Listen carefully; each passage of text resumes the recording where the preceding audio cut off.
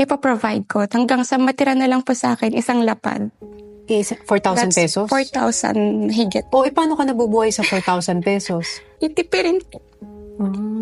Sa isang lutuan po ng ulam, para magtatagal na po siya ng ilang araw. Para maipadala mo yung steady ka pala talaga. Pero hindi naman po sa sobrang naghirap ako kasi kahit papano po may mga tumutulong naman po. Andyan po yung husband ko pag nag-short po ako sa budget. Alam mo, pag naging OFW ka talaga, magigising ka sa realidad ng buhay. Opo. Na sobrang hirap. Ilang taong ka nung naging OFW ka?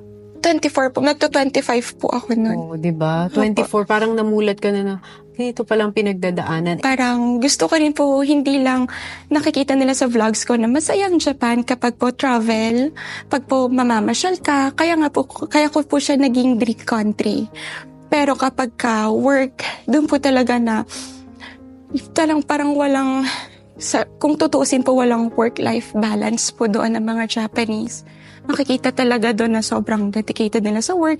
So, kailangan mo pong makipagsabayan. Parang nagtatrabaho ka para ma-survive yung pang-araw-araw mo. Opo. Para mabuhay ka. Ganun po. Karagdagan pa po nun, may mga naiwan pa po kaming utang. Ako po, lalo na pa sa pag-a-apply ko, so may binabayaran pa po kong utang. Hindi mo in-open up yun sa family mo na nahihirapan ka na?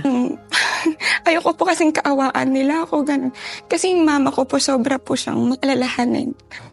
So, tiniis mo yung hirap doon? Opo. Pero thankful po ako kasi hindi naman po siya nagtagal ng years. Ilang months lang naman po. Yung nahihirapan ka? Opo. Hanggang sa, yun nga po, dumating po yung blessing po na eto, nakilala po ako as Janela in Japan.